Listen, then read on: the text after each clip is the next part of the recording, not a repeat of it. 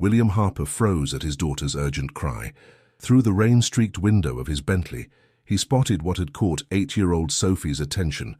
Across the street, a young woman clutched a small boy to her chest, while 2 men loomed over her. The confrontation was taking place in front of a modest apartment building, the woman backed against the wall, her face a mask of fear. "Stay here," William instructed Sophie, his voice firm but gentle. He met the eyes of his driver in the rearview mirror. "Keep the doors locked, Robert." William stepped into the downpour, his tailored suit immediately soaked. At 42, the self-made billionaire carried himself with the confidence of someone accustomed to command. He crossed the street with purposeful strides, the rain plastering his dark hair to his forehead. "Is there a problem here?" His deep voice carried authority that made both men turn. The woman, no more than 30, with honey-brown hair now darkened by rain, clutched her son tighter. The boy, perhaps 5 years old, buried his face in his mother's neck. "None of your business, pal," the taller of the 2 men snarled. His weathered face and calloused hands suggested manual labor, but the expensive watch on his wrist told a different story. "Move along." William stepped closer, positioning himself between the men and the woman. "I believe I asked a question." The second man, shorter but more muscular, took a threatening step forward. "Look at the suit on this guy. Think you own the world, don't you?" "I own enough of it to make problems for you," William replied evenly. "Now, I suggest you both leave." The woman behind him whispered, "Please just go, they'll hurt you." William didn't budge. "Ma'am, are these men bothering you?" "She owes us," the first man cut in. "Rent's 3 months behind. We're just collecting what's ours." William's eyes narrowed. Landlords, maybe. Debt collectors, possibly. But their aggressive stance and the terror in the woman's eyes suggested something more sinister. "How much?" William asked. The shorter man named a figure that made the woman gasp. "That's twice what I owe. You're making up numbers now." William reached inside his jacket and pulled out his wallet. "I'm paying her debt, all of it, right now. Then you're going to leave her alone." The men exchanged glances, clearly surprised by this turn of events. "Who the hell are you?" the taller one demanded.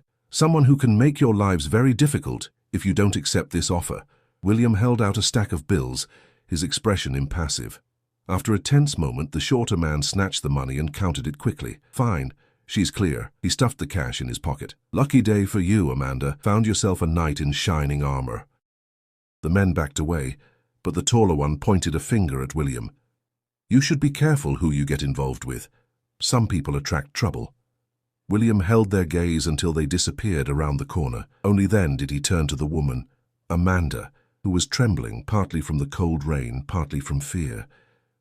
"Thank you," she breathed, her voice barely audible above the downpour. "I don't know how to repay you." "You don't have to," William assured her. He noticed the boy peeking at him with curious eyes. "Is he okay?" Amanda nodded, running a protective hand over her son's damp hair. "Yes. Noah's fine, just scared." Her eyes darted nervously in the direction the men had gone. "They'll be back. They always come back." "Daddy!" Sophie's voice called out. William turned to see his daughter's face pressed against the car window, concern evident even from across the street. "That's my daughter," William explained. "We were on our way to dinner when she spotted you." He hesitated, then made a decision. "Why don't you both come with us? Get out of the rain, have a hot meal." Amanda shook her head. "I couldn't impose—" "Please," William insisted, "just dinner. Then I'll have my driver bring you home." Noah tugged at his mother's sleeve. "Mom, I'm hungry," he whispered. The simple statement seemed to decide it for Amanda. "Okay, thank you." At the restaurant, an upscale Italian place where the maitre d' greeted William by name, Sophie immediately took Noah under her wing, showing him how to fold his napkin into animal shapes. The children sat at one end of the table, engrossed in their own world, while William and Amanda occupied the other. "I don't usually accept help from strangers," Amanda said, her fingers nervously tracing the stem of her water glass. In the warm light of the restaurant, William could see she was beautiful. Not in the polished way of the women in his social circle, but with a natural grace that needed no enhancement. "Those men," William began, "they're not really your landlords, are they?" Amanda's eyes dropped to the tablecloth. "No. My late husband, he owed them money, a lot of money. Gambling debts." She took a shaky breath. After Mike died, they started coming to me, saying I inherited his debts. I've been paying them what I can, but it's never enough.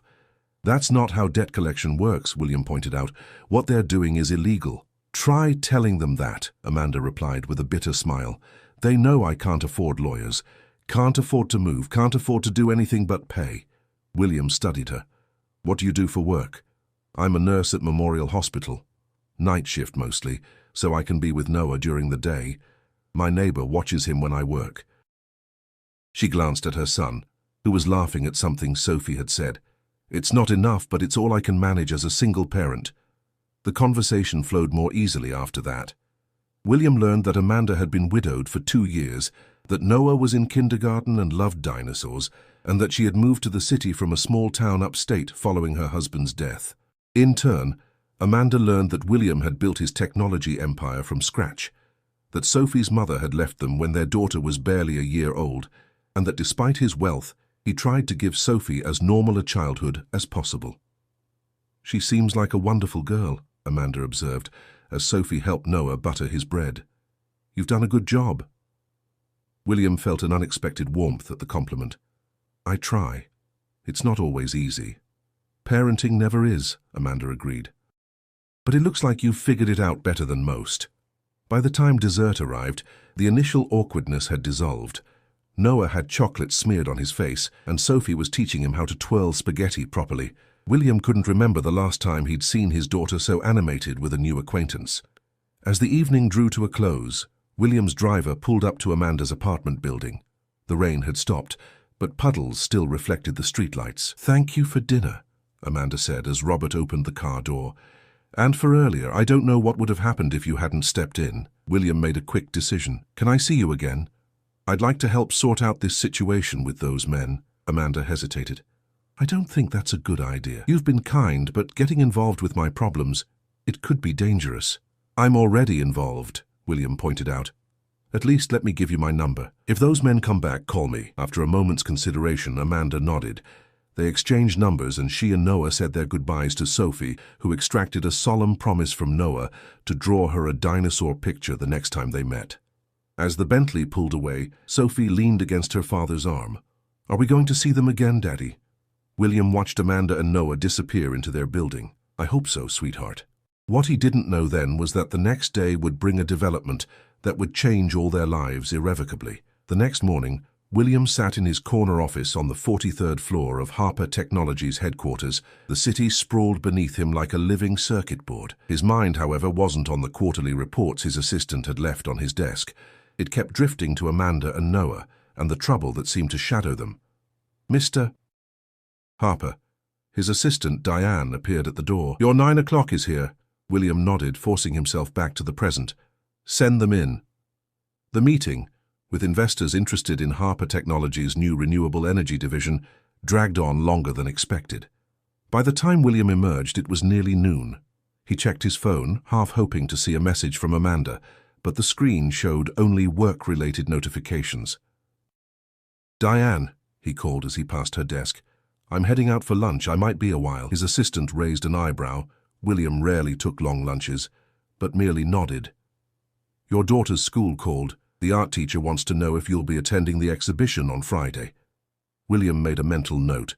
Tell them I'll be there. Instead of heading to his usual lunch spot, William directed his driver to Memorial Hospital. He wasn't sure what compelled him to seek out Amanda at her workplace, concern, curiosity, or something else entirely. But the impulse was too strong to ignore. At the hospital, the nurse at the information desk informed him that Amanda Jackson worked in the pediatric ward, but was off duty until her night shift began at 7. Frustrated but undeterred, William returned to his car. Take me to this address, he told Robert, showing him Amanda's building on his phone. As they approached the modest apartment complex, William spotted a familiar figure on the steps. Noah sitting beside an elderly woman who appeared to be supervising him while he drew with chalk on the sidewalk. William instructed Robert to wait and approached cautiously, not wanting to alarm the boy or his caretaker. Noah looked up, his face brightening with recognition. You're Sophie's dad. The elderly woman eyed William suspiciously. Noah, do you know this man? He helped Mommy yesterday, Noah explained, then turned back to William. Is Sophie with you? Not today.